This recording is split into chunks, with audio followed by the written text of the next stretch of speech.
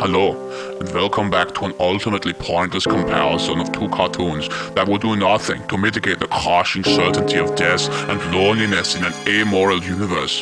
When nothing of value is real, there are no truths, and we scramble for solace in brief and absurd pop cultural distractions, like starving vultures feeding on dried-out corpses, biting pathetically at empty bones to find just one measly rotten scrap of comfort in this cruel fast that we have laughably chosen to call existence.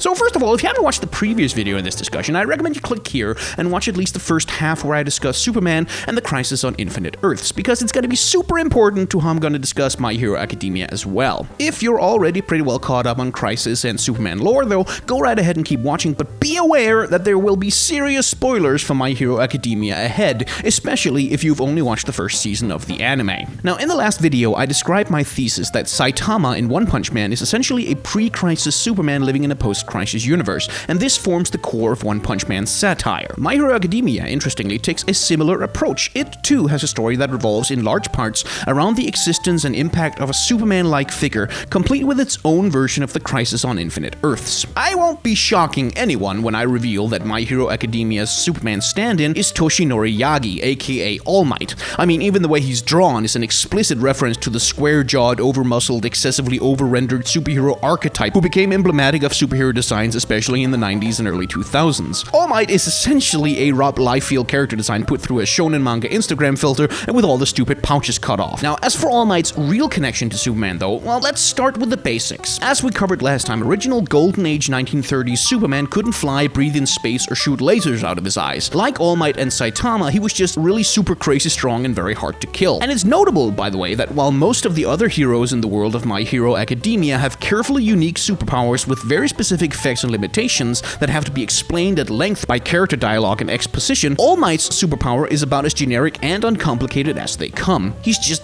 really strong. It's almost as though his superpowers come from a time when you didn't have to write a 6-issue origin story just to explain what a hero's powers are and how they got them. Almost as though he comes from a time when being faster than a speeding bullet and more powerful than a charging locomotive was all you needed to be called super. But the connection to Superman actually goes even deeper than this. Remember in the last video I talked about how Crisis was basically a way to turn the unstoppable, overpowered demigod Superman had become into something more human, vulnerable, and relatable? Yeah, you know who else was once considered unbeatable, unstoppable, and almost godlike? You know who else went through an extremely traumatic event that took away most of his power and made him vulnerable to the threats from ordinary villains? Yeah, you see where I'm going with this. All Might doesn't just embody Superman, he embodies Superman's history. He embodies the Man of Steel both pre- and post-Crisis, and his character and storyline functions as both a connection to Western comics tradition and as a commentary on it. Before we pursue that any further though, first we're gonna have to touch on My Hero Academia's actual main character, Izuku Midoriya, who I'm gonna be calling Deku throughout the rest of this video because everyone else in My Hero Academia does,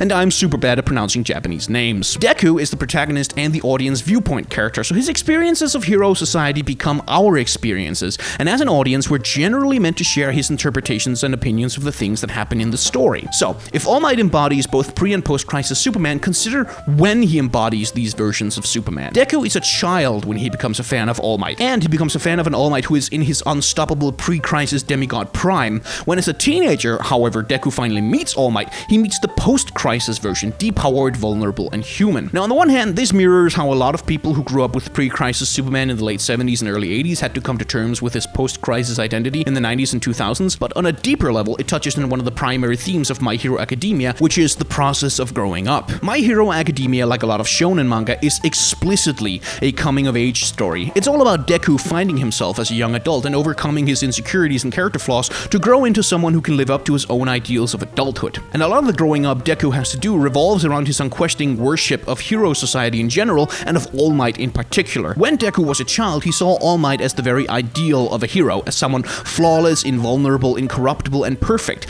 When he meets him as a young adult though, one of the very first things that happen is that he sees the muscled, unstoppable demigod of his childhood turn into a blood-coughing, broken weakling who tells him to face reality and give up on his dreams. Yeah, a little on the nose there, My Hero Academia, Jesus. As I discussed last time, in the late 80s and 90s, comics got much darker and air quotes adult and started tackling more serious subjects when in the 60s and 70s, stories had generally been lighter, happier, and dare I say it, more childish. In the same way, when Deku is a child, he sees All Might and superheroes as a world of happy, rosy-eyed, good always wins, justice for all, happily ever afters. As a young adult, though, becoming a hero himself, he has to come to terms with the fact that, as embodied in characters like Hero Killer Stain and Shigaraki, the world of heroes is not perfect. It is full of flawed, complicated people pursuing their own ideals and agendas, and there aren't always happy ever after endings. All Might neatly slots into this thematic too, by the way. His crippling wound represents a very literal corruption of his ideals that's increasingly preventing him from embodying the perfect, uncorruptible force of nature that Deku imagines him to be. Another strong theme of My Hero Academia is the passing of the torch, of older generations giving way to new heroes with new ideals. This is represented in Ida taking over the name of his wounded brother after the Stain arc. It is shown in Shoto Todoroki's struggle to be his own person despite the manipulations of his father Endeavor. More than anything, it is shown by the contrast between Deku and All Might on one side and All for One and Shigaraki on the other. Now, not only is All Might's power one for all, a superpower explicitly designed to be passed on in order to grow more powerful, the supervillain All for One's epic final boss fight with All Might is entirely a plot by him to pave the way for Shigaraki to take over as the prime supervillain of Japan, passing the torch to his protege just as All Might did to Deku. Now, if we take All Might to be a stand-in not just for Superman, but for Western comics tradition as a whole, then when he passes the torch of his power to Deku, it's not just a metaphor for Deku's coming of age, it's also a passing of the torch from Western superhero comics to Eastern ones. It's the creators of My Hero Academia essentially saying, love what you did with the concept, Western world, but now it's our turn. In this way, All Might as a character becomes a love letter to Superman, a celebration of Western comics tradition and all its tropes and influences.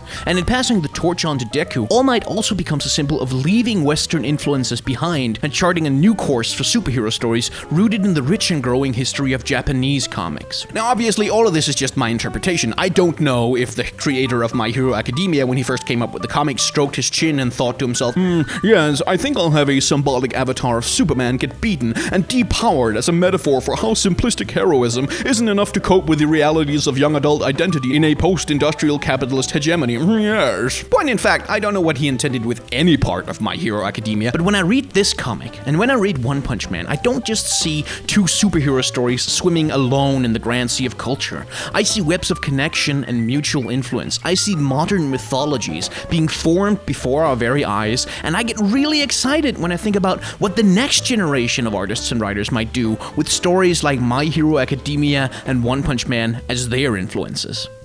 Anyway, let's finally get to it. Between One Punch Man and My Hero Academia, who does superheroes better? If you watched the last video, you already know that my answer is gonna be neither, because you can't compare them. And yes, I know that is a cop-out answer, but they're just too different for any sensible comparison of quality. One Punch Man is a satire that uses a thematic of Silver Age Western comics to make fun of modern-day shonen manga, but My Hero Academia is an earnest and heartfelt embrace of superhero comics that 100% embodies the genre of shonen that One Punch Man is so busy making fun of. If you absolutely must have me rank them, though, I'll say that One Punch Man's art and visual style is unambiguously both prettier, cooler, and straight up better than My Hero Academia, but My Hero Academia has a stronger story and emotional resonance and a far better cast of characters, since the characters of One Punch Man can't help but be kind of one-note parodies on genre archetypes. Okay, so that's me word vomiting on the meta-narrative of superhero animes, and I hope you all enjoyed it. If you agree or disagree or have a question or a counter-argument to something I said, please leave it in the comments. I really do try my best to respond to everyone who posts down there. The last video did a lot better than I expected given how small my channel is right now, so if you liked this video, I really hope you'll share it around to anyone you know who might be interested. For now though, I'm off to lie down for a bit and maybe read a comic for once in my goddamn life. So I will see you in the next video. Cheers!